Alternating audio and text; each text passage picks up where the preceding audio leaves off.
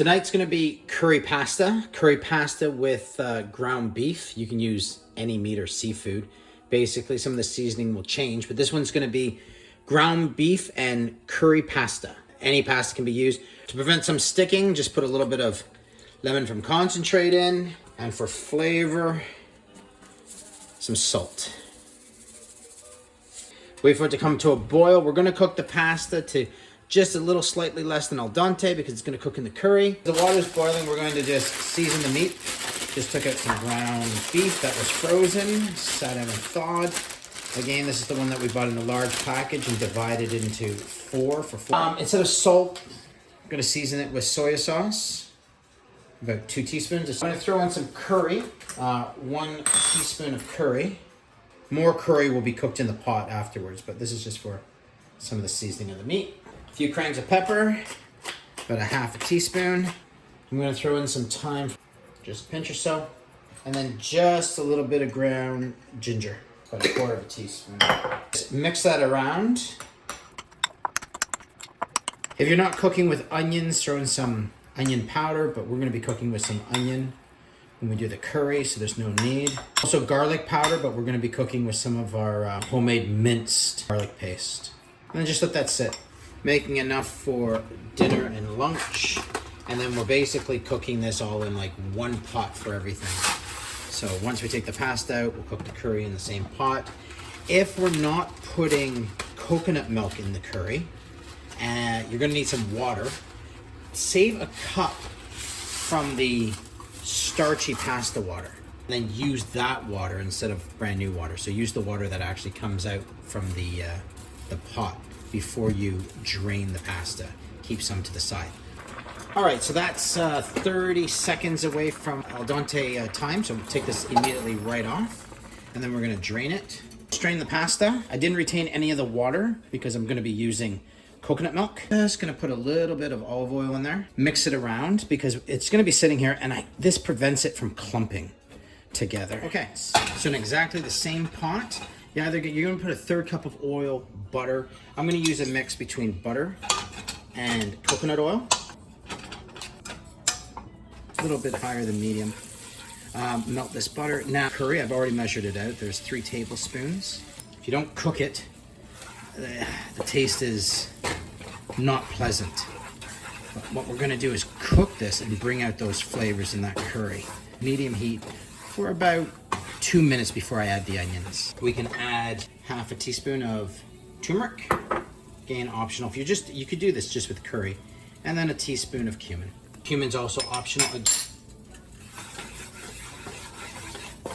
Okay, regulate your heat as you seem necessary. I'm gonna lift it off the burner a bit. Turned it down a little bit to low, onto a 4, just below medium. Gonna add the onions now. That's 2 small white onions. You got a nice size onion, one's enough. You won't be able to see those become translucent, but they're basically trying to saute them in the curry. At this point, I'm gonna add some garlic. So this is garlic we mince up ourselves from the stuff that grows in the garden. About 2 nice teaspoon size of garlic. So I don't want to burn the garlic, I just want to bring out the fragrance, and you can tell by the smell, and then we'll just add the meat. So that meat is also being seasoned. If I was using seafood, I would put in some fish sauce. This one here is the beef curry pasta.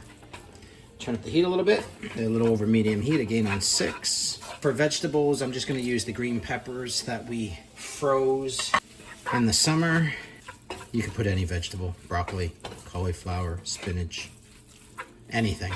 Okay, turn up the heat a little bit. A bit more curry, about a half a tablespoon more. Add a little bit of oil to cook that curry in. And even though we added some soya sauce into the ground beef, I am going to be adding salt, half a teaspoon. If it needs any more salt when we taste it, I'll just put some soya sauce in.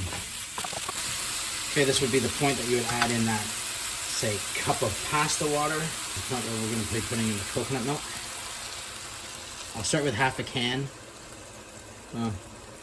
3/4 of a can, it looks like. Stir that in a little. And then put the full can in.